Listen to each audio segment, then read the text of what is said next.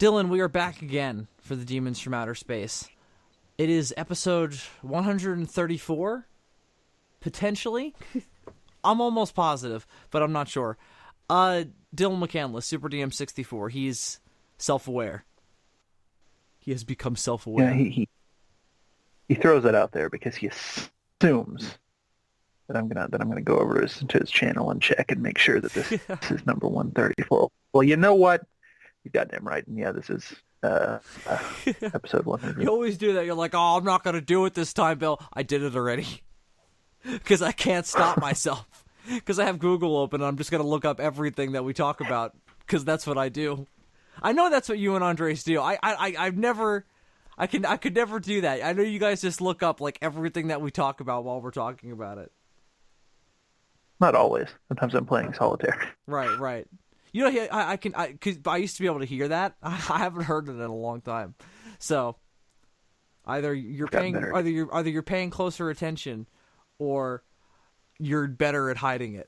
Either way, I appreciate it. But either way, or I'm just using the mouse pad to click, therefore eliminating that clicking noise. Potentially, either like I said, either way, I appreciate it, and either way. We're going to be fucking talking about some science shit this week. Science Week, woo! Advancements in the field of science, we're making them. Are we? I don't know. You can be the judge. Dylan, I sent you the link to the first article we're going to be discussing tonight. I already mentioned it to you before we started recording anyway.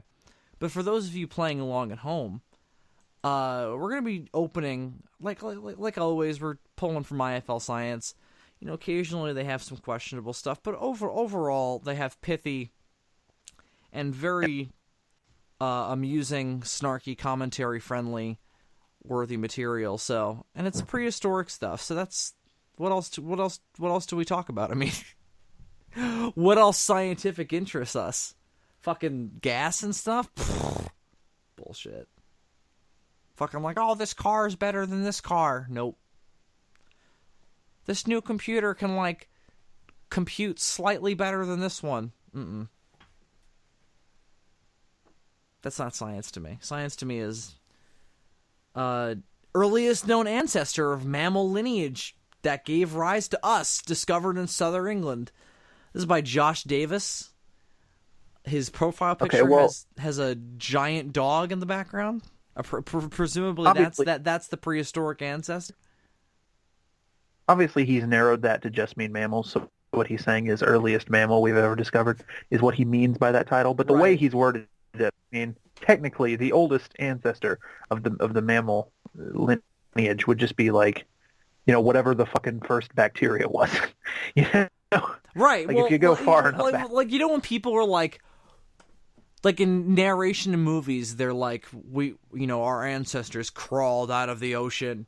And people assume, like, it's, like, fucking Gillman, like, crawling out of the ocean. Like, remember in Creature from the Black Lagoon, like, you have there's weird footprints coming out of the water? When people say that, they're talking about the salamanders that fucking evolved, that are, like, the first creatures that ever stepped foot on land. You know? Right. And then the fucking scorpions came after them. I saw Walking with Prehistoric Beasts. I know my shit. No. That was Walking with Monsters. My bad. I mean, really, this can't be earlier than the fucking reptile from the first episode of Walking with Dinosaurs, who was starting to develop mammalian traits. What was that? That wasn't a mammal, though. Because that was still a reptile.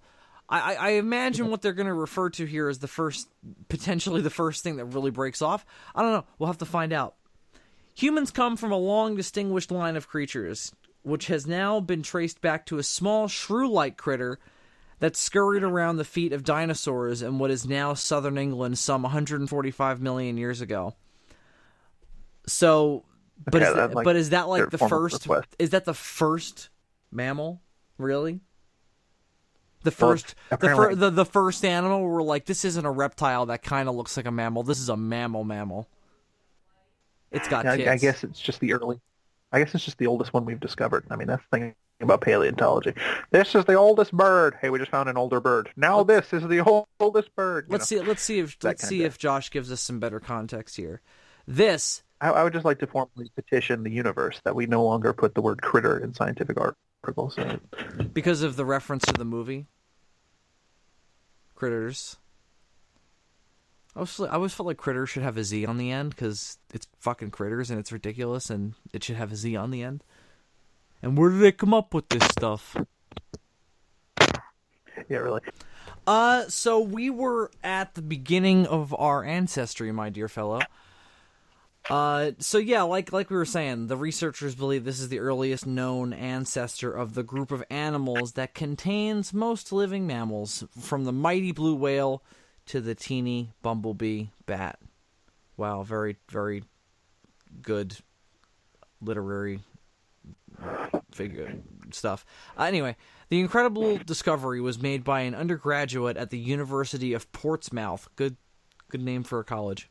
Who was simply sifting through material collected from the Cretaceous rocks that form the coastline of Dorset when he came across two tiny teeth. When he suspected what they were, it was not until, oh God, you're going to love this name, Dr. Steve Sweetman looked at them and their significance became clear.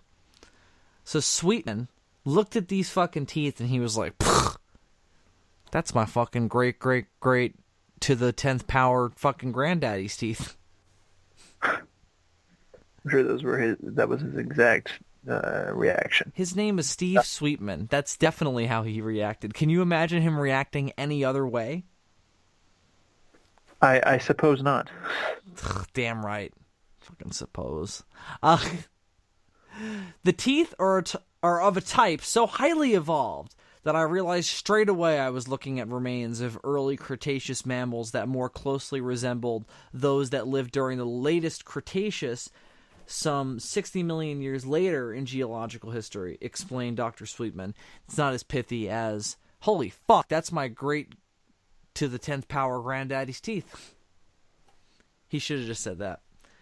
But he identified the teeth as belonging to an early mammal and co-authored the paper to be published in Acta Paleontological Polonica.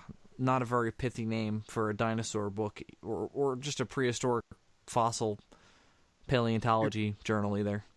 You're really into the word pithy tonight. Am I? Yeah, you've said pithy like 4 or 5 times now. I apologize for my obsession with the word pithy. It's not very pithy, is it? Yeah. He thinks that the teeth... no, I didn't read this yet. He thinks that the teeth clearly once belonged to an early Eutherian... What the hell does that word mean? Can you look that up? Eutherian? Eutherian. Mammal, which is the same lineage that we as a species belong to. I mean, very broadly. But different from that of both marsupials and monotremes. What the hell's a monotreme? Okay, Eutheria is a clade or clade. How do you pronounce that word? Of mammal. So it's like a big category of mammal. You know. What's a monotreme? No, not monotreme. Monotreme. Monotreme.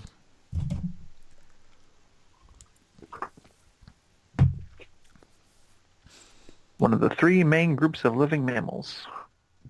There's a lot of broad fucking mammal terms being tossed around in this article, but I guess we should have expected that. There are monotremes, placentals, which is another word for Eutheria, apparently, and marsupials. That's another not good name. Nobody wants to talk about placentas, especially when they're talking about their family. Like, oh, me and my family of placentas, we're good. We're living large. I mean, it's not inaccurate, is it?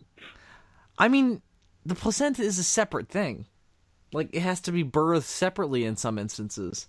Some people fucking eat it, like, because they're sick in the head and they have problems that they have to deal with by eating their own placenta. Oh, okay. See, I've just realized the distinctions here. Okay, so obviously marsupials are the ones who with the pouches and everything. I understand what a fucking marsupial is. You don't have to, I didn't ask you what a fucking marsupial was. Did I ask you what a marsupial? I don't explain things to you, Bill. I explain things to the audience. Anyway, so that's your marsupial, and then the eutheria is us, and then monotremes are the egg-laying mammals. So that's where your platypi come into. Interesting. Okay, cool. I didn't know that. And echidnas, mostly echidnas, I'm seeing here. That's the three. That's most of what I'm seeing. Where do bats fit in? Bats are mammals. Where are they in the tree? Are they with us? The eutheria? I would imagine so, because they don't lay eggs and they don't have pouches. That's true. But I figured the wings would make them like, oh, they're their own thing. Pretty much all I'm seeing in the Google images is echidnas and platypuses. When I was a kid, I'm sorry, go ahead. Platypus, platypi, whatever.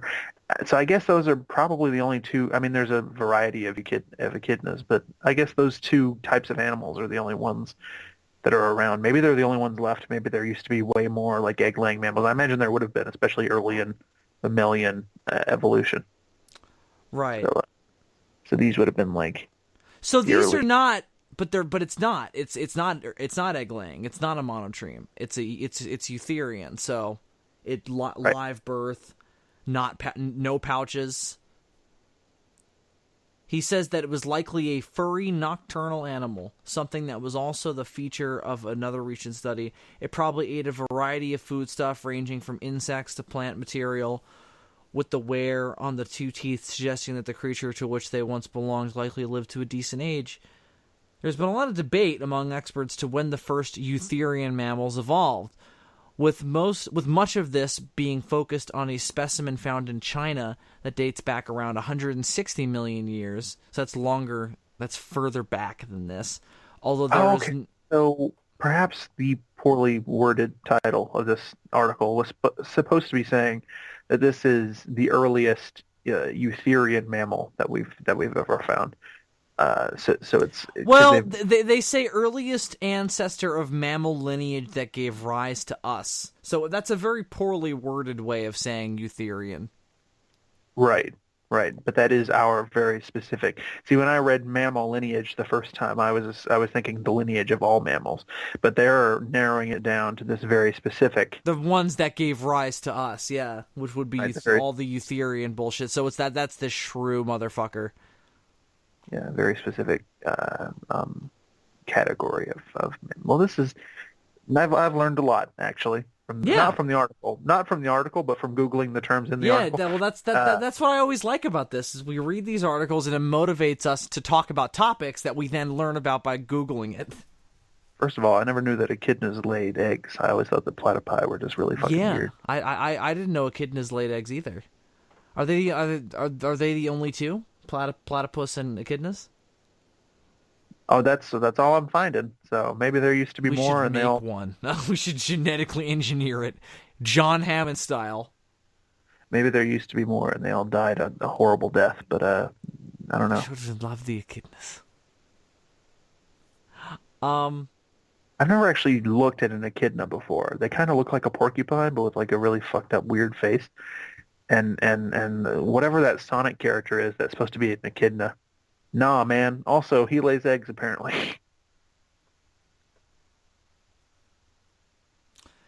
So apparently this Chinese specimen that's older than the one that this article is about isn't confirmed, and it's kind of shady.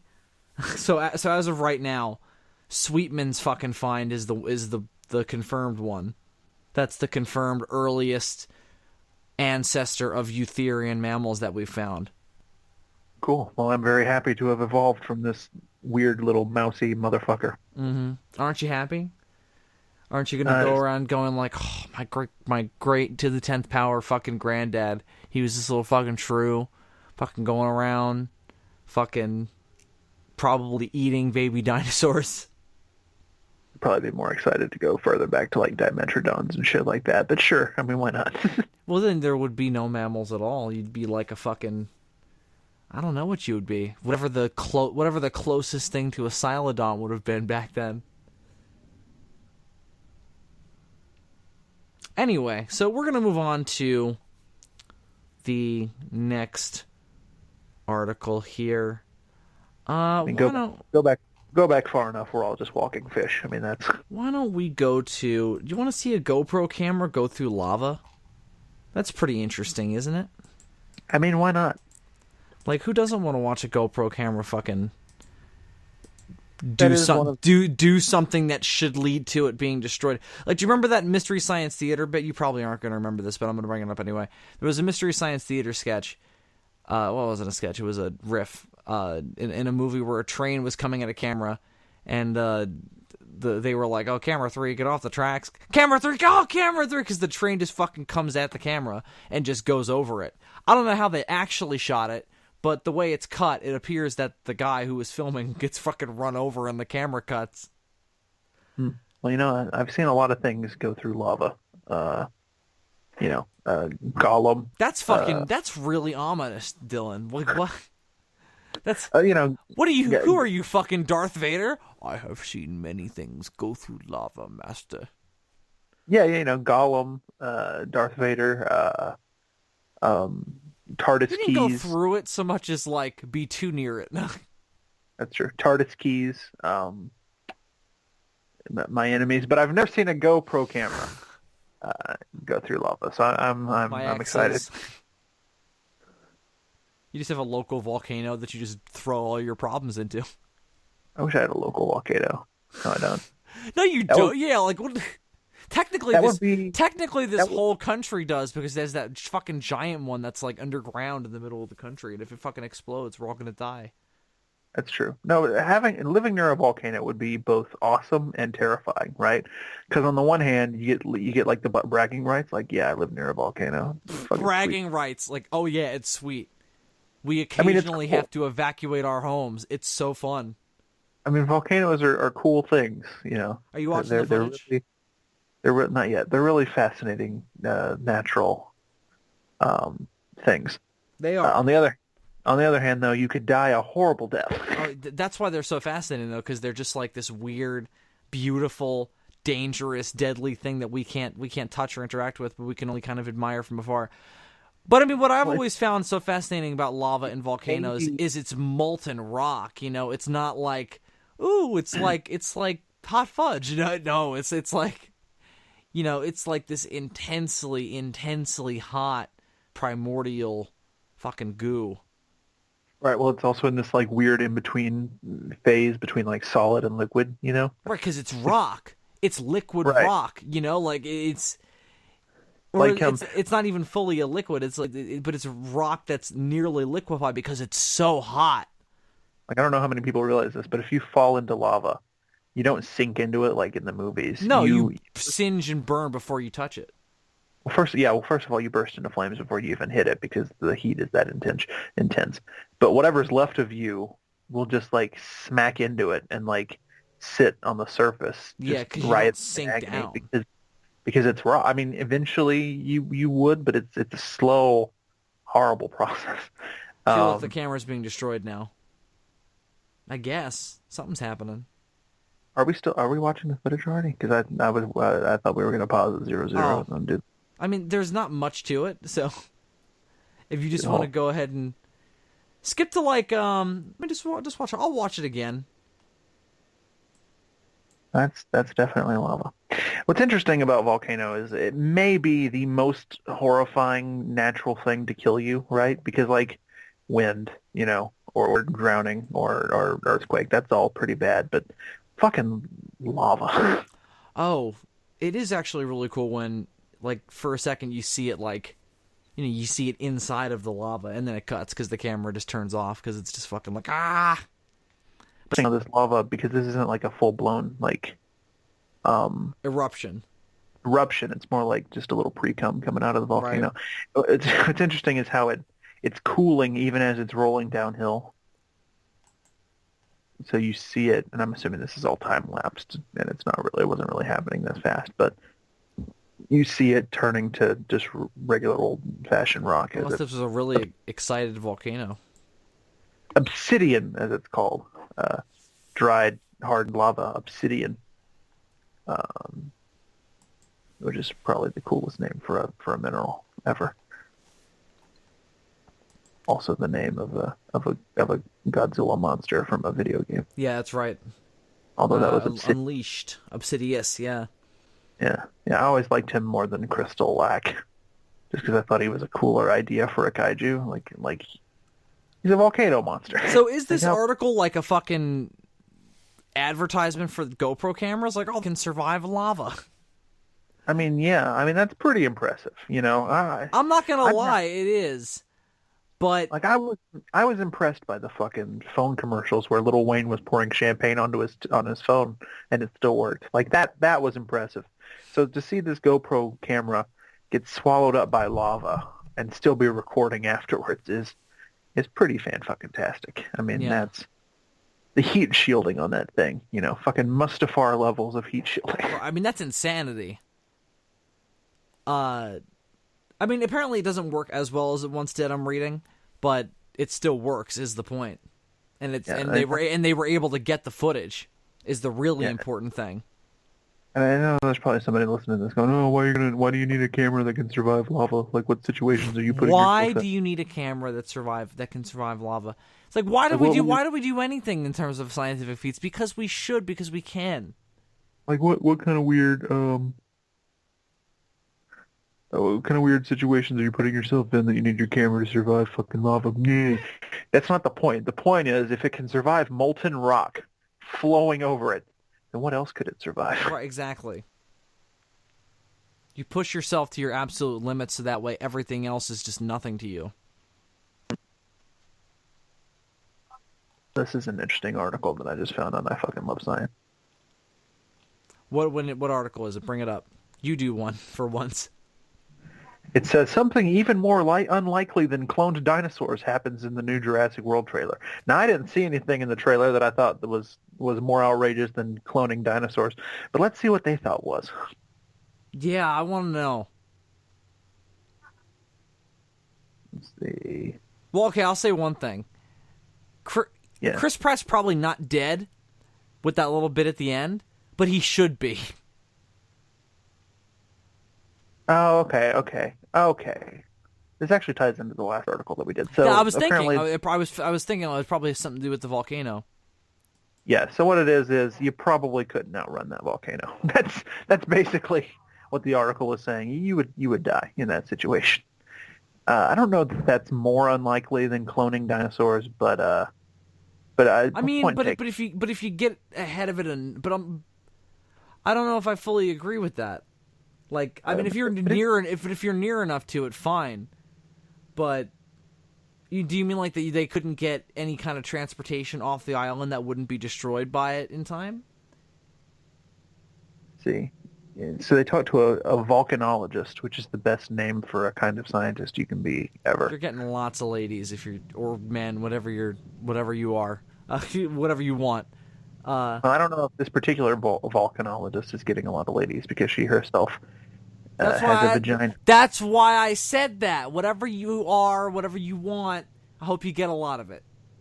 But what she says is, you cannot outrun a pyroclastic flow. You cannot survive in one. Abandon all hope, ye who enter here.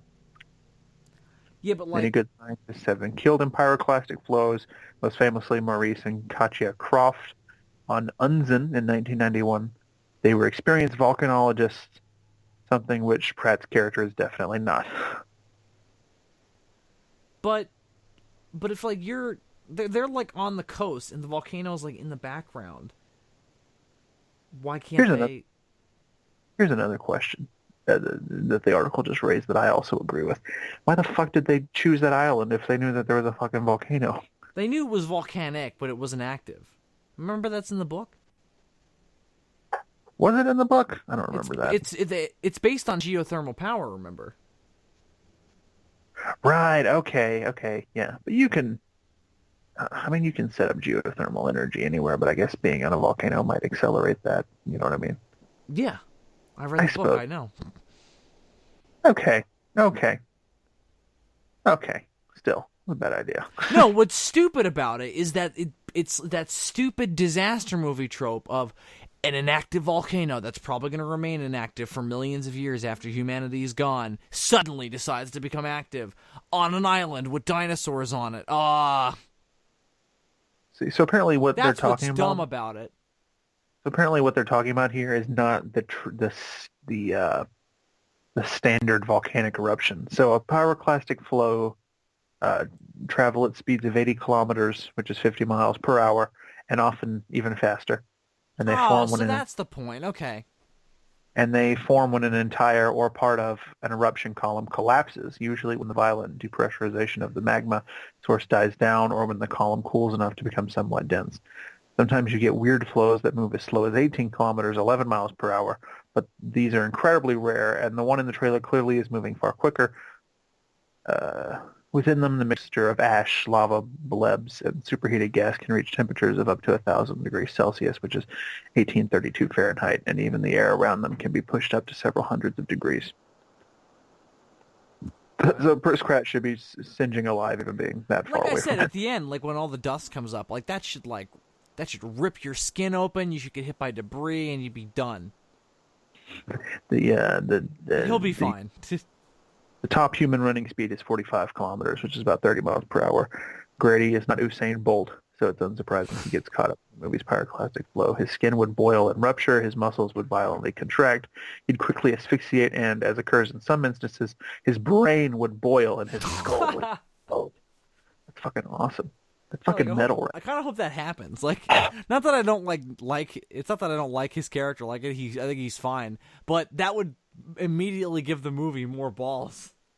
I feel like these are like lyrics from like the most metal song ever. His brain will boil and his skull will explode. Grady doesn't die now, though, which suggests to Phoenix that it's a pyroclastic surge, which is where the ratio of gas to debris is far higher. These are sometimes so light that they've been flowing up hills and across water they've often been lived with. But she points out that it would still be anywhere from 200 degrees Celsius to upwards of 982 degrees Celsius on the inside. So yeah, so it's not just a typical volcanic reaction. It's much worse than that, and he would die. You gotta love being a volcanologist who's like, all right, I'm gonna do an interview about the Jurassic World Trail. You know, like that's the life right there, right? Yeah. Like that's what you're getting called up for to do in the morning. Like, oh, do you want to talk to a science paper about Jurassic World? Well, where are all the fucking comments saying, "Oh, just a fucking movie, man, chill out"? That's or the people who are like, "Fuck you! It should be scientifically accurate." It's all just, it's a lot. It's a lot to handle. That's why I don't do that anymore. I hate the fucking people who lose their shit whenever Neil deGrasse Tyson comes out and says like, there's no sound in space, and they're like, "Fuck you! You're a fucking piece of shit. You're ruining. You're an atheist asshole," and it's like, all right. You're ruining the childhoods of the people that grew up with the sound in the space. And I'm like, you guys realize that he's like an educator and he's not saying that he doesn't like the movie. He's just pointing out the scientific missteps and not to even criticize the film, but just to educate you on what the reality is. Like, you understand that that's like, so you don't think that like, oh, we can have like space battles. Like, not really. Like you understand that, right? Like, you people out there, if there's anybody out here that's listening to this who gets all pissed off whenever Neil deGrasse Tyson does that, like, you realize that he's an educator, like that's what he does, and that's why he uses movies as examples, because everybody knows movies, and yeah, it's he's not sitting in his lair twirling his hand saying, "What movie will I ruin today?" Maybe he is though, and that would be awesome. I think that's even better. I love that he just sits around all day going, oh, I can just ruin movies all day. Like, it's great. I have nothing better to do. Fucking Jumanji. I'll ruin Jumanji. Who cares? It's Jumanji. Also, by the way, if you are so fucking precious that some dude coming across and saying, that movie you're watching isn't real, right, ruins it for you, then maybe you shouldn't be watching movies. Maybe you should be in the first grade doing some homework. Maybe you should be in a monastery. Cutting off contact with society and basic human interaction. Writing articles about the flat earth. writing about how your life is sin and this is the first good thing you've ever done. That's what volcanoes are all about. Anyway, that went on a tangent. Dib. So Dylan, point is, we're gonna do the next podcast from inside of an active volcano, right? I mean, of course. Darth Vader's castle literally is on top of one, so why not? That's where all the best evil villain lairs are located. Right. Which is probably an even worse idea than putting a theme park on an island with a volcano, is building your evil lair inside of a volcano. I mean, worse than that is, like, that's where he got mangled up and burned. Like, I don't know why. I mean, I get it in Star Wars, like, he's the Sith Lord and he's trying to mess around with the dark side. And besides, Mustafar's like they do a lot of shit there. But still, I wasn't even thinking of Darth Vader either. I was thinking of like Blofeld's like volcano base from like what was it? You Only Live Twice, that he had a volcano base. Yeah, that one was inactive though, wasn't it? I'm pretty sure, but you know the thing about volcanoes is they can become active again. Right. So it's but I mean, it's the Jurassic Park problem. It's just like they have the balls to be like, well, it has some advantages, so we're just gonna hope. Listen, here's the thing about volcanoes. Volcanoes, they're bad. Okay. Volcanoes find a way. No. No.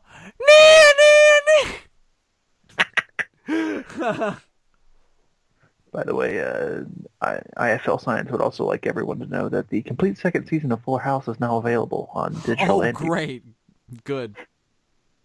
They're on like season 4 now. We reviewed the first season. Hey, we did, and I'm never doing that again. No, probably not. I said we should because we started it, but when I thought about actually watching it again, I was like, no, I don't want to do that. It's like we had more. I think I had more free time when we did that, and now I'm just like, as if I would waste my time with that. It's like Doug Walker used to review all the Transformers movies, but when this one came out, he was like, "Nope, tradition over." That's how I feel about Fuller House. Except we only did one. We didn't make it a tradition because it was so bad, and you hated it a lot more than I did. I was more just like, I mean, it is what it is. I mean, I'm not as big a Full House fan as I think the rest of the fucking universe is. Like, I watched it growing up. I watched the reruns. I was forced into it. I've seen all the episodes. I understand. But, you know, I'll take a Family Matters or a Three's Company or something like that over it any day. I need a sitcom with a little more edge to it. You know what I mean? I can't... The family-friendly bullshit, I can only take so much of it. You watched it for those three guys. I mean, that's what I watched it for. That's when it was good, when it was about them. Yeah. The best part about growing up watching Full House is that then when you get older, you watch a Bob Saget stand-up special, and you realize, holy shit, this is what Bob Saget's like? I'm sure those girls had very wholesome childhoods. I love Bob Saget. All right. So... why don't we move on to the next one then? Let me send you the link before I get into it. Unless there's anything else you wanted to say about lava. Lava's cool. Are you okay with lava, Dylan? I'm okay with lava. Or does lava offend you? I remember one of the coolest Yu-Gi-Oh monsters was made of lava. And I always thought that was that's a big trope in stuff. Stuff made out of lava. So I always thought that was pretty rad. That's not possible, obviously, being made out of lava. Not really going to work out. Remember that Batman Beyond Fantastic Four parody they did, the Terrific 3? And there was I forget what I forget what, you don't remember that? I should probably watch Batman Beyond at some point because I don't remember it as well as you do, you know, and I haven't watched any of it in a very, very long time. So my memories of it are incredibly spotty, so I should probably go back to that at some point. Well, that's a great episode, because they basically take the Fantastic Four, they have the same origin, they're superheroes and everything, and then they become bad guys, and it's great. Well, really, one of them goes bad, the other two just kind of go along with them, because what else are they going to do? But they basically take like the Human Torch and the Thing, and they combine them into Magmar or whatever the hell his name is, and he's a big lava rock dude, and like he leaves lava around, and you wouldn't let him out in public because, like, just it's like Dr. Manhattan too. Like, you wouldn't let him like he's just a big walking bomb, you know. Like, you wouldn't let him in public. Bill, when talking about Dr. Manhattan, you can't really use the word let. Right. You don't let Dr. Manhattan. No, I know, things. but it's like when people were like, "Oh, that's you why." You accept the fact that he is doing things because there is nothing you can do to prevent. It's not him. even that, but it's also just like when that's why I think when they reveal like, oh, he may have caused cancer, people are like, oh yeah, like definitely, like I don't doubt it. That's why I think that worked so well. That's the genius thing about the Dr. Manhattan as a character, is that he's such a clear parody of what Superman is in DC, but way more literally. You know what I mean? Right. Well, I mean, he can control things on a molecular level, so I mean that's kind of his whole thing, is he can do anything. Like, he's literally just a god who happens to be just sitting around on Earth working on alternative energy. Which turns out to be a bomb in the movie. Right, yeah. Anyway, so did you get say what you will, fanboys. I prefer that to the giant squid. Lynch me now, I know. Yeah. Researchers catch They found the giant squid from Watchmen off the coast of Portugal. No, it's a mysterious living fossil, quote unquote. I think this is a called Harrison Ford. No, yeah, they found Harrison Ford on a holiday in Portugal. He was like, he was beating them off with an umbrella. No, what kind of shark is this that they fucking found? Like, I've seen this before, and this is not all that special. A frilled shark. Ah, it's a frilled shark. Okay, but it was found by a Portuguese traveler. Why is it called a living fossil, though? Because they've barely changed since prehistoric times. They are long and eel-like with 6 pairs of gill slits and 300 tricuspid teeth, which you can see in the image here. Each tooth is made up of 3 needle-sharp points. Found off the Algarve coast.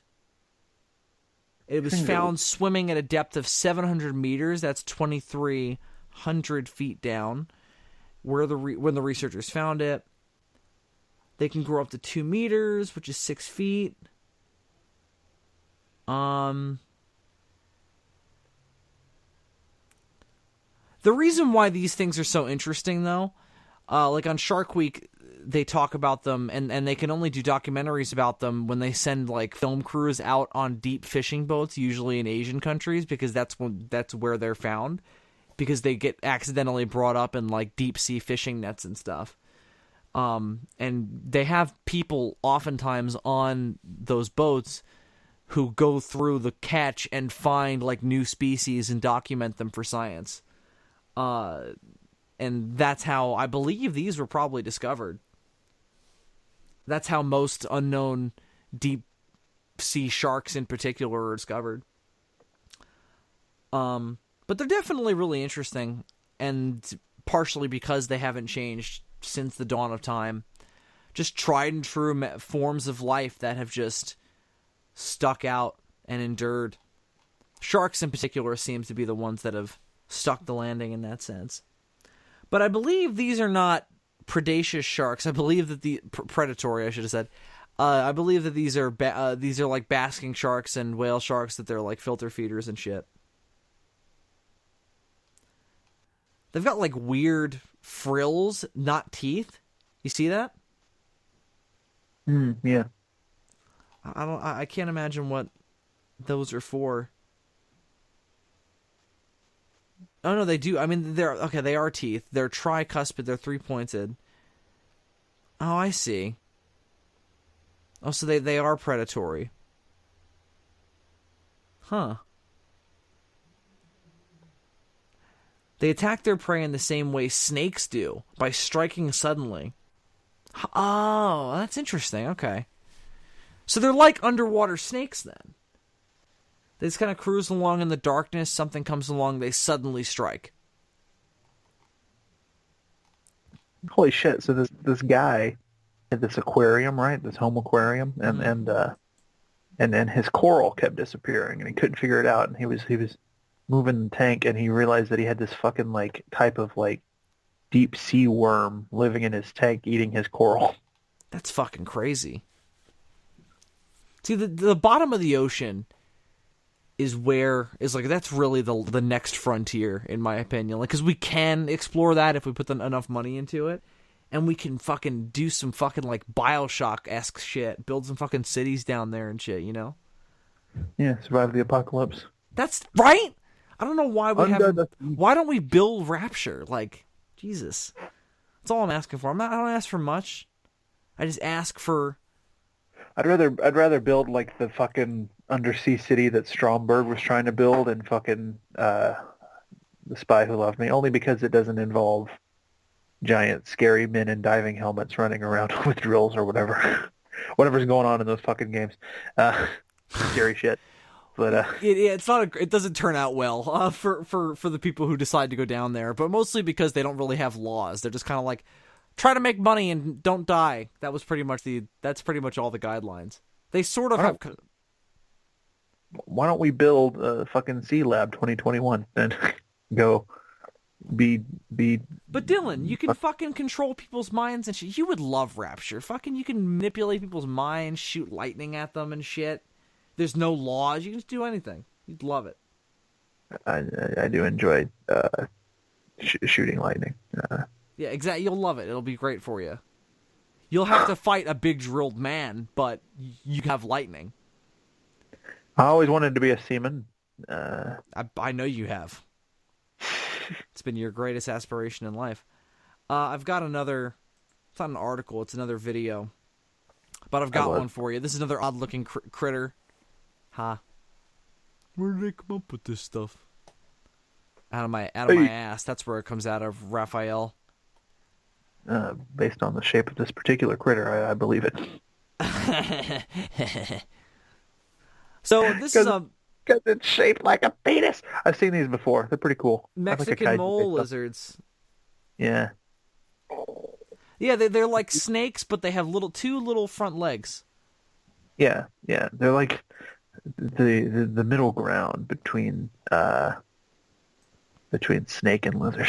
They don't move like snake. They don't even really look like a snake anyway. They literally look like a worm with a lizard's head and two little legs in the front. Yeah. They're pretty fucking cool though. See, you and I look at something like this and we're like, oh my god, that's so interesting and fascinating that something would evolve that way. They're subterranean too, Bill. These things are fucking skull crawlers. They're tiny ass. Yeah, they basically are skull crawlers. I guarantee Jordan Vaught Roberts looked at these and was somewhat inspired by them or maybe not Jordan Vaught Roberts, but whoever designed them. I wonder if the people who designed, because I'm pretty sure that movie is harkening back to the two-legged lizard from 33, though. So I wonder if the people who designed the two-legged lizard in 33 were aware of mole lizards. Mm-hmm. Maybe. I don't know when these were discovered. Do you want to look it up? No, I don't, but I will. When that's the great contradiction of your life, I feel. When were mole lizards? When were mole people discovered? In 1950, whatever year that movie came out. Was that when that movie came out? I think so. Oh, good. The Mexican mole lizard. When that movie was erupted. A relative of Andres, no doubt. Yeah, this is his great to the third power granddaddy. It doesn't say. Oh, this is description, reproduction. It doesn't say the first time somebody accidentally stepped on one. You're Geographic like, oh, shit. Behavior. Yeah, I'm not finding anything about when or how they were discovered. That's gross, but it looks weird. I'll call it a mole lizard. I was going to say I'd like a mole lizard kaiju, but we've kind of already had one now that I think about it, because this is basically a skull crawler, but without the skull face. If you make it longer, you could make it different. Yeah, well, that's the cool thing about this. It has claws and everything, but it also has the length of a snake. Mm-hmm. It could like wrap itself around a building and. It's also built better to move underground than the skull crawlers, because the skull crawlers have those two dinosaur legs, you know? See, And this is the problem with you and me. We find an animal and it's like, oh, look at this animal, isn't this neat? And our immediate response is, wouldn't it be cool if it was 500 feet tall and it could step on right, a we building? we instantly want it to be able to kill us. We instantly just want it to be a kaiju. Right. Why is that a problem, though? I wonder what the dietary requirements are for a mole lizard. I wonder if you could have a mole lizard as a You're pet. the one with the fucking Wikipedia page open, presumably. Like, I want to know if you could have a mole lizard as a pet, though, is what I want to know. I don't know if you could get a tank that would be really big enough for it to be comfortable, but you could probably take care of it fine. Because, like, how much more fucking, like, unique and cool is that than just having, like, a regular old lizard? Like, oh, you bought a bearded dragon? That's really cool. Guess what I got? Fucking mole Literally lizard. every Petco ever has those. It's only got two legs. It's like a fucking 6-year-old kid. It's like, oh, why did? Oh. That's exactly how he sounds. They're not that big. They're like 18 to 24 centimeters and 6 to 7 millimeters wide. Not very sloppy. Doesn't have girls stay over late. Doesn't play loud music. It's a good roommate. It says they only live for like 1 to 2 years, but that might be in the wild. What? A lot of times. That's crazy. But that's in the wild, so I imagine if you have one, they probably live. They might live for a shorter amount of time in captivity, though. You never know. Maybe I do from experience. Maybe I have tragic personal experience. I tried putting one up your ass and it fucking died. Oh God!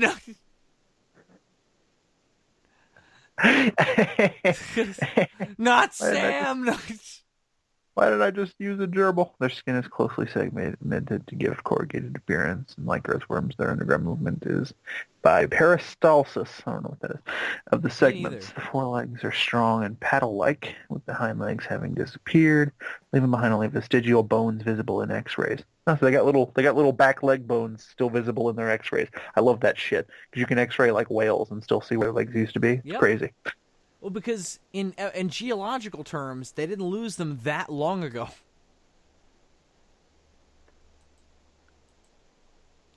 They only surface at night or after heavy rain. If you were going to keep one in captivity, you'd probably have to like fill the tank with dirt and just let them dig their way down. That's what I'm saying. Like you have to get a tank that's deep enough for that to be feasible. But you've also got to have like it's got to have a water source in there. It's got to have like plant life that it can go around. And maybe you don't need that for this kind. Like, because the lizards I used to have, you would have to have like a big stick in there and some stuff for them to climb on and go in. You know. Yeah. Okay. Usually I'm advocating for making large animals smaller. Genetically and engineering them to be smaller. The potbelly orca approach is as it's known. Right. Or the episode of South Park that inspired my potbelly orca idea, in which they tried to crossbreed an elephant with a pig because they wanted to have a little elephant that they could keep as a pet. Point is... Remember that thing from the Jurassic Park book, the little tiny elephant in the cage? Yeah, that was pretty sweet. Point is, in this, I kind of want the opposite. I wonder if we could engineer a mole lizard that's like the size of an iguana, or like a small dog, or a big dog. What would probably be easier, to be honest, is to take a pre-existing lizard that has 4 legs and is that size, and just breed one without. No. Breed one without the back legs, or one that has like vestigial back legs. How would you breed for that? I feel like you'd be able to genetically fuck with it easier to have for the pre-existing like size genes in there, you know? No, listen, this is bullshit. All you'd have to do, because you're thinking like 1800s, how you make a new breed of an animal. These days, we got CRISPR. We just take some lizard embryos, fucking use CRISPR to edit their genes, and fucking just snip those back legs right the fuck off. Genetically. Right. But maybe it will be easier to just do that size-wise with the pre-existing genes of a mole lizard. I don't know. I'm not a geneticist. Yeah. It's probably a good thing that I'm not one. Because otherwise you'd be like making fucking potbelly orcas and having them attack people in the streets. No, see, the beautiful thing about a potbelly orca, right, is that you can keep it in your... You still couldn't have it as a pet. Like, what are you gonna do with it in the winter? Keep it... Okay, you know what? You know what? It would probably love it. It would probably love the winter. What are you gonna do with it in the summer? You gonna go swim? You're gonna go swimming with it? It's gonna fight. Even if like, how big is a potbelly orca? What's the size? I imagine I mean, I call it potbelly for a reason. I'm thinking the size of like a potbelly pig. So how big is a potbelly pig? It's still somewhat large. Like, people keep potbelly pigs as pets in their homes. And a pig would eat you if it had the opportunity. But if it's an orca, I still feel like if you don't want to go into the water with it, like, the people at SeaWorld don't do that anymore because of fucking blackfish. No. You would keep it like in a pool or something, and you would like throw it fish, and it would just be a neat thing to have and to show to people. And maybe to keep as a prisoner. Yep. And maybe you could train it to like let you pet it. I don't know. You would probably want to do that because otherwise it would probably be fucked up in the head if you just like didn't touch it or contact it at all. That's true. It'd probably be mad weird. It would probably be like somewhat deranged, like fucking the one in that movie was. Right. Well, they're still mammals. That's a good point. So they would want some contact. Just a little. It would love it if you would get in the water with it, but it would probably try to rape you, like all those fucking. Like, because they get weird hormonal fucking moments where they're like, ah! And their way of taking that out is torturing something smaller than them because they think that that's okay. Right, but see, if it was a regular orca, that would be... They think of you as like a fucking like mouse that they're playing with, Yeah, well, that would be a death scenario if we're talking about a full-size orca. But if we're talking about a potbelly orca, then you could overpower it, and then who's getting raped? I don't know, Dylan. You tell me. I would have just gotten out of the pool. But you're like, oh no, I ain't leaving now. This is my pool, huh? Dylan, that's going on your tombstone. This is my pool. I'm not even sexually turned on by the idea of raping this potbelly orca, but damn it. It has to happen. It's a domination thing now. I got to teach it a lesson. Yeah. Because it tried to rape me, It's like... You just got to show that you're willing to cross that line. Right. It's like I kill spiders in my house, not because I'm afraid of them like you, but because how dare they come into my house? I'm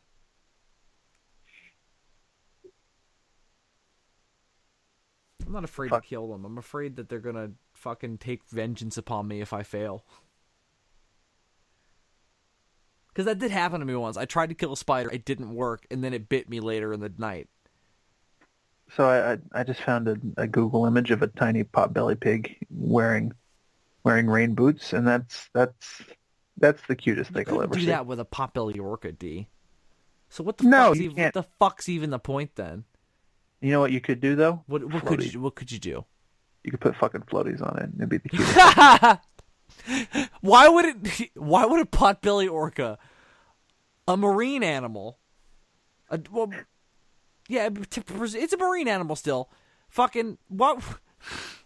My brain. I don't know. Why do people put? I work fucking 11 hours a day. Fucking come home to you. You're fucking putting floaties on orcas and shit. What the fuck? Well, listen. Why do people put coats on their dogs? That's just as fucking stupid. If you put a coat on an orca, that would make more sense. But you put a fucking because floaties are not like an aesthetic thing. They're a fucking practical thing to stop a child from dying. So our coat. The orca. My point is that putting a coat on a dog is stupid. A more aesthetic thing. My point is putting a coat on a dog is stupid because dogs are born. And putting floaties on an orca is stupid. Exactly. My point is the same fucking thing. You're not doing it because it's practical. You're doing it stupid though. You're doing it because it's fucking adorable. But a coat is more aesthetically pleasing. If you put a swimsuit on a fucking orca, that would be cuter. But floaties, you're hindering its ability to swim at that point. You're not hindering it. You're hindering its ability to dive. That's the same shit. but it's a mammal, so it doesn't need to. God, we should do this just so we can watch it try to live. I'm fascinated by what a potbelly orca would be like. Like, I just want. Yeah, I kind of want to watch it try to survive and just be like, what is this?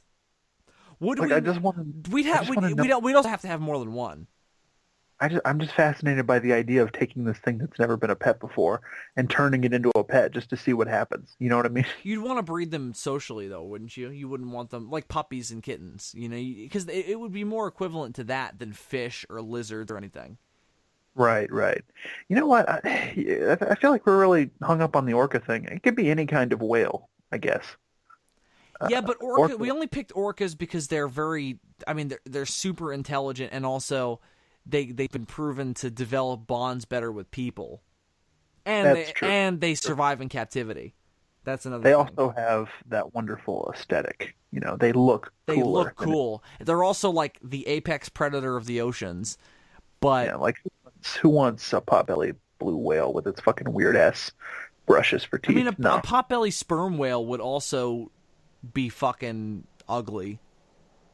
Sperm whales are also way bigger, so a potbelly sperm whale would still be like dolphin sized. There wouldn't be any point in doing like a potbelly beluga because they're halfway there already. Right. They're also pretty big, though. You know, tiny version of a dolphin might be. Those exist. They're a tiny dolphin. Are they like potbelly? No, like that? I guess they're not. They're not like a potbelly pig size, but they're like a fucking There was one. We remember one of the early science episodes we did where we talked about a dolphin that died on a beach. No. Yeah, it was a tiny dolphin. They'd have to be like, realistically, if it's going to be a pet. Because I feel like what we're talking about is a better way of keeping orcas in captivity, more so than a pet, you know? You know what would be... Because where are you going to put it is the problem. Like, a potbelly orca still needs room to swim, you know? You can put it in a swimming pool, fine. You're absolutely right. But you still have to have a swimming pool. It's more like a fish pond, you know, than it is like an actual fish tank. Okay, so your point here is that not everybody could own a potbelly orca. Right. Well, fucking duh. This is obviously... I'm trying to make us money here. You're trying to fucking cater. You're trying to cater only to the super rich. Everybody in the world has the right to enjoy these animals. No. Okay, the potbelly orca is clearly a luxury pet. See, you're talking about having a coupon day or something. It's not even a matter of like... It's a luxury pet because A, I imagine they would be fucking expensive to get, and also B, you know, you need a certain... take them home.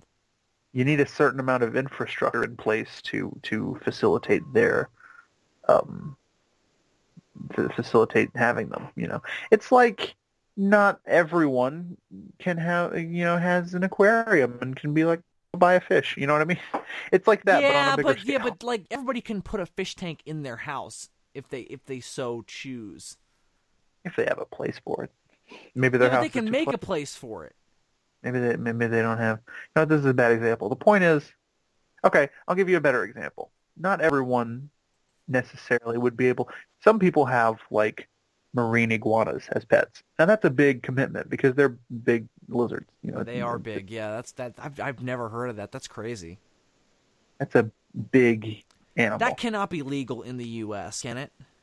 Well, so if you're going to have an exotic pet, you have to have like a special license for it. Like it's the same. Okay, so it's the same thing as having like a pet caiman or something. Yeah, I imagine that having a potbelly orca would be along those lines. It would be the kind of thing that you would need like an exotic pet license, and because like there are people who have like fucking tigers as pets, you know, and they keep them in cages and shit. Like, it's just a whole thing. Marine iguanas are fucking cool looking. When you look at Zilla as like through that lens as just you know like a big marine iguana, he is like a super cool kaiju. Yeah. Only that movie wasn't called fucking Godzilla. Then, I mean, it would still have a terrible third act, but yeah. Now here's the other thing that we need to figure out, especially if we're gonna move under the sea and live Sea Lab 2021 style. We need to engineer seahorses large enough to ride. Right. We definitely need that. Yeah, so that we can battle Black Manta. Because he's fucking a cocksucker and he needs to be taught a lesson. Right, right. Uh Unlike White Manta, who is a wonderful model no, citizen. he's great. He's a good role model for the kids.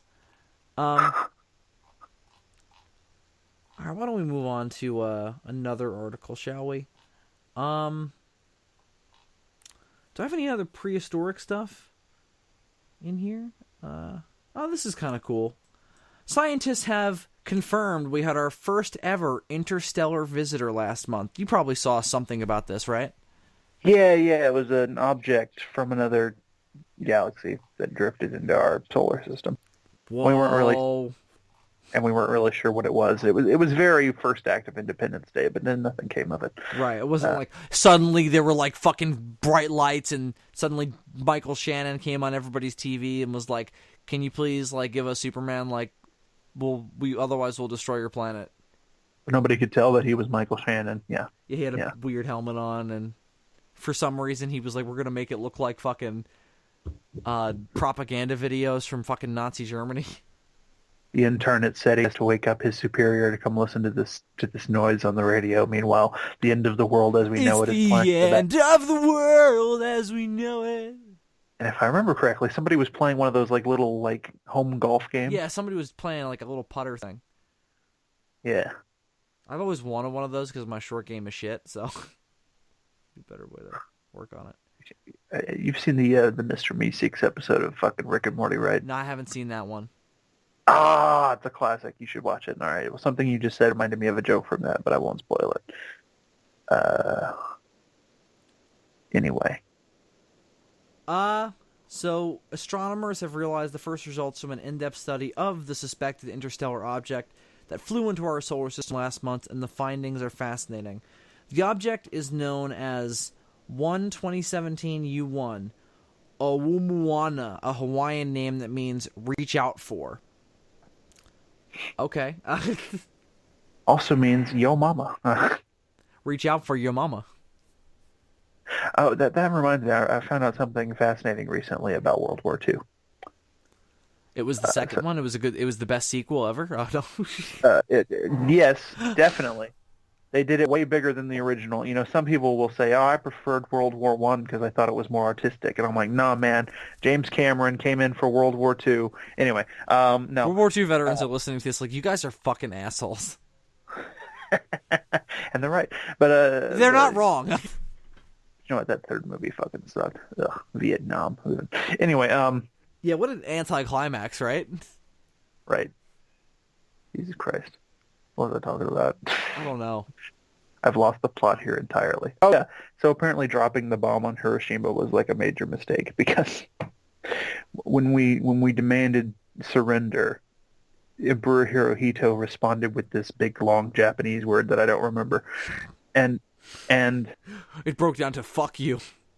No, the word actually translates to "I will consider it," but it's a homonym, and it also means to ignore with great like hostility or something like that. And so the American translators translated it the bad way, and so it was like, "We demand you surrender," and he says, "I'm thinking about it. I'll think about it," but we translated it as "fuck you," and then we bombed them. Holy shit. That's insanity. I didn't know that. That drastically changes, like, my perceptions of the bombings of Hiroshima and Nagasaki. Right, because all it would have taken is that translator knowing that was a homonym. And that wouldn't... I mean, consider is still not "I will surrender." That would have obviously been different. So maybe it still would have been... But it probably... It wouldn't be what it is. It wouldn't have been grounds for immediate bombing. It would have been grounds for hey, we have a bomb, fucking surrender, or something like that. At the very least, he could have said, Truman, dude, hey, buddy. At the very least, he could have said, this is actually a homonym, so I'm not sure if he's saying "fuck you" or maybe.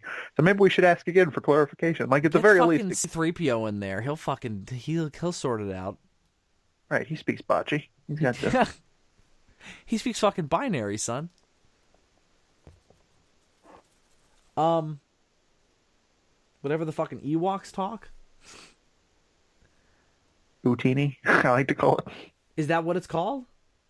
No, there's just this one memorable moment where one of the Jawa screams Utini, and that's like the only word from their language that I know. That's Jawas. Okay, well I said Ewok.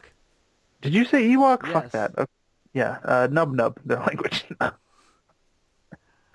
The only memorable from Ewok language. Well, I was only Nub. brought it up because C-3PO for some reason can speak this primitive dialect, but he can't speak Jawa? Right, and they didn't know that Ewoks were a thing previously, so are the Ewoks speaking a language that previously existed? I think what he says in the movie is that it's so primitive that it's easy to break down for him, which I guess is okay. I mean, he's... Oh, that actually makes a lot of sense, okay. He's been all over the galaxy, so that's probably fine. It's one of those George Lucas things that seems really stupid until you think about it long enough. Well, like it's fucking Star Wars. You can literally explain it in any way where you're like, oh, that actually makes sense and it's kind of cool now. That's the beauty of Star Wars. Right, well, that's like when everybody lost their shit over midichlorians and they didn't realize if they had paid more attention to the dialogue. The midichlorians are not the Force. It's a bad scene, though. That's one of the worst scenes in The Phantom Menace. It's very poorly explained. They do a much better job of it in the Plagueis novel. Absolutely. But even before I read the Plagueis novel, I never took it to mean, oh, the Force is just these little microbes. It's just meant to be an explanation for why certain people have the Force and others don't, because all the life forms in the universe have the midichlorians, but only if you have like a certain level of them will you become sensitive to the Force. Like, it's just an explanation. It's not an explanation for what the Force is. It's just why certain individuals are able to tap into it. They're like conduits through which the Force is channeled. The movie should have worded it that way. But it's also just a bad scene. It comes out of nowhere. Yeah. You know, Liam Neeson kneels down in front of a car and explains the Force to the small boy. It's just not a good scene. And I watched a fascinating video today about the original Star Wars movie and how the original rough cut that George Lucas put together is fucking horrible. He famously screened it for a bunch of his director buddies, and they all hated it. And Brian De Palma was like, "This makes no fucking sense." And this video broke down all the differences between the rough cut and what was eventually released in theaters, and all of the problems that you have in the prequels are present in that rough cut. And it's like, wow, so maybe they're just being zero context for anything, and thus making you not care. I'll give you a perfect example. The original opening crawl is way longer and way more detailed and fucking just, it slaps you in the face with all this information that you can't quite process, which is, of course, very reminiscent of the Phantom Menace opening crawl that everybody hates. He actually had, Brian De Palma and some of his other friends who were at that screening help him to rewrite the opening crawl, and so we got the nice, snappy version that's on A New Hope. Even, people don't realize, but the word Sith never pops up in those original movies, but it was in the original opening crawl, so he knew what Sith were even back then. You can tell what ideas he actually had from the beginning and what ideas he fucking made up later. But, and another good example, in the original rough cut of the film, so you know how the great thing about the third act of A New Hope is that you've got this ticking time clock because the Death Star is going to blow up the Rebel base. Right. Well, it's got to go around the actual Yavin planet to get to the moon. Right. Not a thing in the rough cut. His I guess wife at the time, who was an editor, fucking created that subplot through the editing alone. Because in the original rough cut, the Death Star wasn't coming to blow up Yavin 4. They just flew off and destroyed it. So they basically just went to murder a bunch of people, but without the ticking clock of those people being about to murder them. Because if you notice in that scene, whenever they're like, Death Star is approaching, or whenever they cut to the Death Star and it's like, we are approaching, it's always done over PA systems. It's always voiceover dialogue, and it's all put over insert shots of just Leia and people standing around in the Rebel base, or Tarkin standing on the bridge. Right, yeah. So through the editing, they created that ticking clock in the third act, which just wasn't there before. Uh, Tons of fascinating shit like that. Apparently, George Lucas was never all that great at actually crafting the films themselves. What he did have was a fucking amazing imagination, and that's what he brought to it. And that's Star Wars. Da, da, da, da. No, we did our Star Wars talk a few weeks ago, but we had a visitor from another galaxy, and this inspired us to talk about midichlorians. Midichlorians? There's a new fucking Star Wars movie coming out. We're gonna see it this weekend, and it's on the brain. It's a big deal. It's kind of a big deal. I don't know if you've heard of this Star Wars thing, but it's the kind. Hey, do you remember Star Wars? I remember. You remember Tandem 4? I do remember the Tandem 4. You remember Alderaan? I remember. Did you know that one shot where C-3PO is Moisture is Farms? You know that one shot where C-3PO is on the ground covered in wires, and he says something along the lines of like, "Oh, I think I'm melting," and then R2-D2 shakes his head. It's like, "Boo, boo, boo." In the theatrical cut, that takes place after the TIE fighter battle. But in the original rough cut, it was right after that fucking firefight between the rebels and the stormtroopers in the hallway of the Tantive 4. Remember when C-3PO was like, my joints are freezing in a fucking desert? Oh, yeah. With two suns? Well, deserts do get cold at night. Yeah, but it's not night. That's true. It's the two suns are up. There's 2 noons on Tatooine. I listened to the audiobook, I should say, for the Kenobi novel written by John Jackson Miller. Wait. They have 2 moons too? No, I said 2 noons. Oh, noons. There's first noon when the first sun hits the highest point, and then there's second noon when the second sun hits the highest point. Right, not 2 moons, which should not be used with the alien. I don't think Tatooine has any moons. Right. Moons being the celestial bodies, not to be confused with the alien species, the moon, from Munich. The Munes, yeah. Yeah. Moon, Mun, who the fuck knows? Like Twi'lek. I don't know. You don't know. Nobody knows. Yeah, that's how I've heard it said. George Lucas just writes down words and other people interpret them. Han or Han, Fucking Donald Glover, I swear to God, he doesn't pronounce that right. Like, if he doesn't say Han, like, it's gonna be... Right. That's a good point. He better. I hadn't thought of that. He needs to keep it consistent, otherwise I'm gonna be fucking... It's not gonna work, like, it's at all. Yeah. He will not be Lando. He'll be a guy doing a bad Lando impression. I hadn't thought of that before, but you're right. That would ruin that movie. He's gotta be Han, old buddy. There's still time to save Han. Let's sit around and play some Zabak. There's still time to save your hand. There's still time to save Han. There's still time to glaze the ham.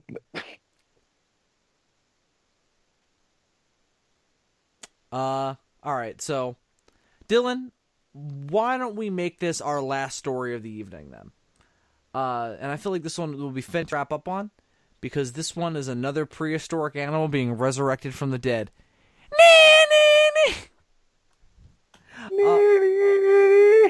All right, I'm going to send you a link to it, but this is about an animal that's gone extinct twice. This animal is fucking legit, son. Hang on. That's like when people have to have an organ removed twice because it grew back. Have you ever heard of that? No. It happened. I've never heard of that. That's fucking hell. You're not gonna give me any more information. All right. No, apparently there are rare cases where like your tonsils can grow back and you might have to have them removed again.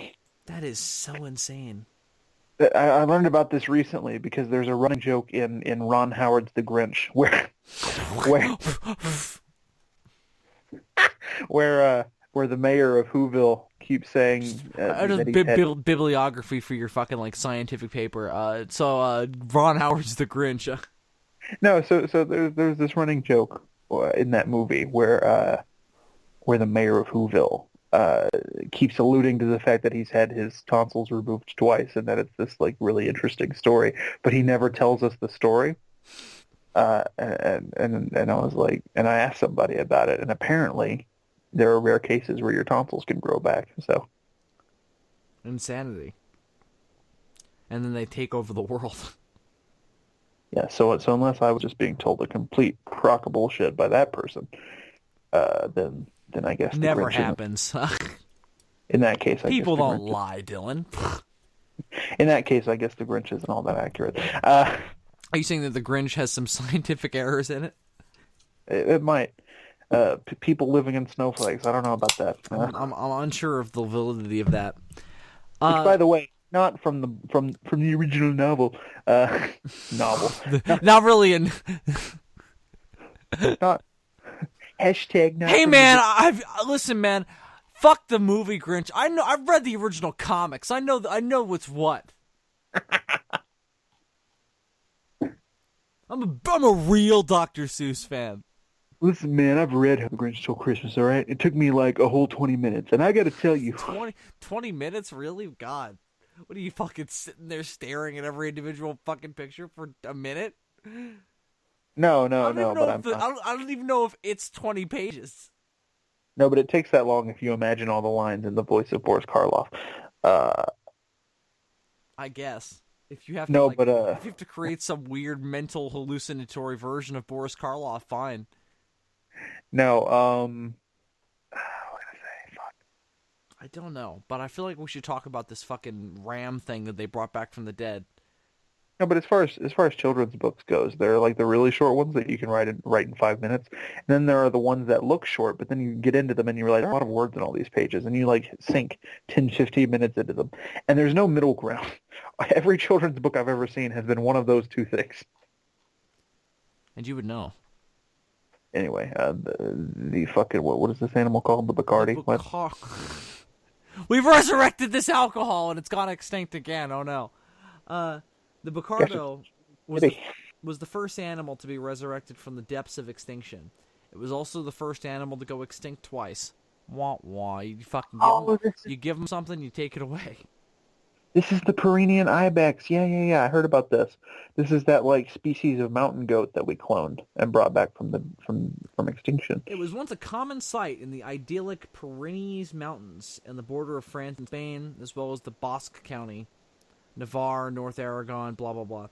Despite being figures of regional pride, their grand curly horns made them an attractive target for hunters, and towards the latter half of the 20th century, they were more often seen mounted on walls of hunting cabins than they were roaming the hillsides. Extensive breeding efforts took place throughout the 80s, but it was too late. By 1997, just one Bucardo was left. Holy fuck. Rangers found this remaining individual, a 13-year-old female. Can you imagine this fucking poor thing out there? Like, guys, where is everyone? This is getting a little weird now. Come on, guys, you're all very funny. I'm really horny, but there are no males. Just imagine this fucking thing out there. Anyway, I can't settle for a normal goat. I'm very racist. I mean, I don't think they can do that either. I don't think interbreeding between fucking that kind of mammal works. I don't know. You wouldn't expect a lion and a tiger to be able to have a baby either, but you know what? Sometimes it happens. The one that really baffles my mind is the llama and the sheep. Because so you know what? It probably is possible. Because it's not even the fact that they're so different from each other that bothers me. It's the sheer mechanics, because llamas are very tall. Sheep are not. So imagine how far down this llama has to bend in order to fuck the sheep. Or vice versa. So apparently this remaining female was actually found mangled under a tree. And prior to her death, however, they took some DNA samples. So the cells were taken back to a lab, cultivated and exposed to deep freeze cryopreservation. Try to say that word 10 times fast. Cloning in mammals was thought to be impossible. Then in 1996, there was Dolly the sheep, and that changed a lot of things. Using Alberto's expertise in Spanish ibex reproduction, I'm sure he has a lot of expertise in that fucking field. Probably too much for the law to be comfortable with. they were able to work with the cells. And the team injected the nuclei from the Bucardo cells into goat eggs that had been emptied of their own genetic material. They then implanted these eggs into hybrids of Spanish ibex and domestic goats. They managed to implant 57 embryos. However, just 7 of these hybrids became pregnant, and 6 eventually miscarried. 1, however, was a success. Against all odds, a female Bucardo kid was born on July 30th, 2003. What were you going to say? I was going to say, this is like the famous case. This is like the blueprint for what we want to do with mammoths. Of course, the mammoth cloning is a little bit more complicated, but this is like the basic. This is the basic, closest we've ever gotten to Jurassic Park. Yeah, this is the basic template for what we would do, to bring an extinct species back from the dead. And it's not, but it's also like, it's not like Jurassic Park. This isn't an animal that went extinct millions or even thousands of years ago. It went extinct like a couple of years ago. Yeah, and then we were like, all right, do We over. got that blood on file. Let's try it again. Let's try not to mangle this one under a tree. Listen, guys, I just realized if we clone a bunch of them, then we can hunt them all over again. Let's do it. And that's exactly what happened. Let's see. I mean, I imagine that if you live in this part of the world and you're a goat fucker, then a few things could be more sought after than that ibex pussy. So, I mean, it died like fucking 10 minutes after it fucking was born. So that's why it went extinct within 10 minutes. But for 10 minutes, an extinct animal was brought back from the dead. That's the point. That's kind of crazy, isn't it? Like, that kind of makes it more interesting. The fact that it only lived for those 10 minutes. Yeah. For those, like, if we did that with a dinosaur, that would be insane. And that would almost be good enough. If we had a baby T-Rex, like, on a table for 10 minutes, Right. Well, there is also the theory of bringing back dinosaurs wherein rather than trying to clone dinosaurs, you just take birds and monkey around with their genes until you create a dinosaur. Right. by simply... That's like trying to create that was like what we were suggesting before with the big legless lizard, yeah. Right, yeah. I mean, they've already done bits of this. There was the famous case where they created chicken embryos that had teeth. Right. We talked about that a long time ago, whenever that happened. So that's really the mark. But so we take chickens, right? We fuck around with them enough. Potbelly T-Rexes. Now that is a pet I would like to have. on Expedition Unknown, which is a Josh Gates series on the Travel Channel, I think, there was a whole series about the mammoth cloning efforts that are going on in Russia and Asia. It is some wild shit. You should all watch it. It's fascinating. Because what it's also about is the quest for mammoth DNA and where they go looking for it. Potbelly mammoth. My God. Yeah, there you go. That would probably be way easier to make. You think? Because first you have to get over the hump of, them being extinct. We'll start with an elephant, I think is what I mean. Okay. Make it smaller and make it hairy. Yeah, there you go. Well, that's not a potbelly mammoth. Just put a big rug on it. Like the banthas in Star Wars. But at that point, is it really a potbelly mammoth, or is it a potbelly? No, it's it's a bantha. Yeah, it's a bantha. I don't want a bantha. I want a bantha. I'm not a sand person. Maybe that's your problem. Maybe your problem in life is that you're not a Tusken Raider. You do not live to take. All right. So Dylan, we resurrected an animal from the dead. We saw it fall again. I don't know why this was news. Like, this happened like years ago. I don't know why IFL Science was suddenly like, isn't it really sad that fucking what was it called? Ibex fucking died in 10 minutes? Yeah, that is a good point. Like, why are they reporting on this? It wasn't in the article. I looked. They just kind of brought it up. I think maybe this, it seems like they had an interview with the guy behind the study, but I don't know why they suddenly got this interview. But that's why. I almost feel like the author of this article just now heard about this and was like, "This is fucking amazing." Well, it almost comes off like he met this guy in a bar and he like told him the story. But, right. But you'd heard of it before, so. I feel like he heard about this and he was like, "That's fucking amazing. I must tell the world." And then he told the world, and the world said, "Yeah, that happened like 20 years ago. We know. We were there." But like I said, he personally interviewed the guy who was behind the study, so. And the guy who was behind the study was like, "Why are you interviewing me? This happened like 20 years ago." I barely remember it. Do you have any idea how much fucking drugs I've done since then? To fucking black it out from my memory. The horrible fucking screams. Kill me! Re-extinct me! Re-extinction. That's definitely the episode title. Done. You made us things! Not men, not beasts, things.